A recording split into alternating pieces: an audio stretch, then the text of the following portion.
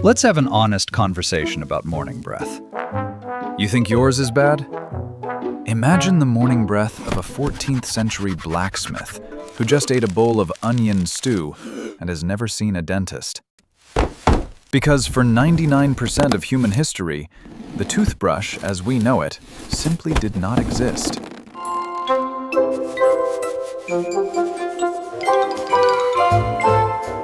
So, how did our ancestors avoid having teeth that looked like mossy tombstones?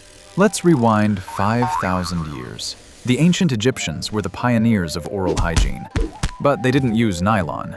They used the chew stick. This wasn't just any twig. It was a branch from the arak tree, which naturally killed bacteria.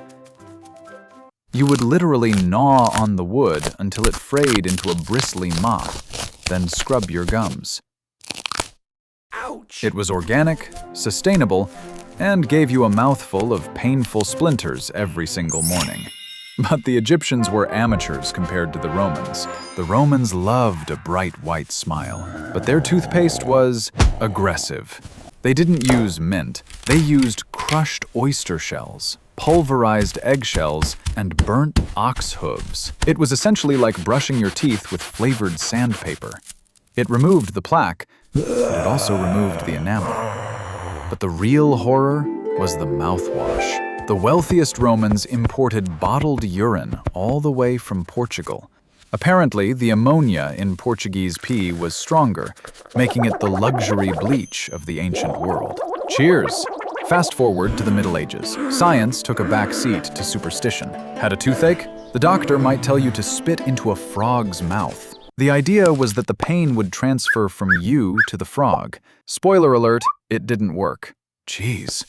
Others wore necklaces made of dead donkey teeth, believing the spirit of the donkey would protect their molars. Then came the Tudors. Sugar arrived in Europe and rotting teeth became a status symbol. Queen Elizabeth's teeth were famously, well, black.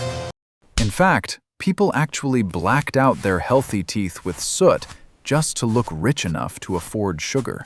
The hero we needed was actually a criminal. In 1780, William Addis was rotting in a London jail cell for starting a riot. He watched a guard sweeping the floor with a broom and had a eureka moment. Why not make a tiny broom for teeth? He saved a bone from his dinner, drilled tiny holes in it, and bribed a guard for some bristles.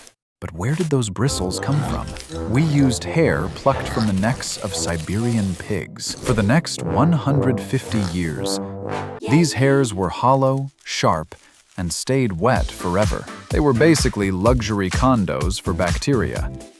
Even Napoleon used one. But despite the fancy handle, he was still scrubbing his mouth with hog hair. Believe it or not, brushing wasn't a daily habit for Americans until World War II.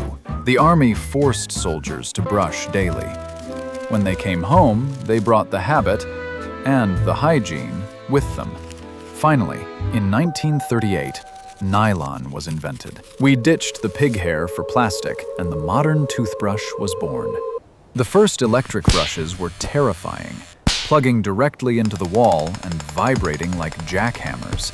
But today, we live in the golden age of dental care. Soft bristles, minty paste. So tonight, be grateful. You aren't chewing a stick, spitting into a frog's mouth, or sharing a bottle of urine with a Roman. What a blessing.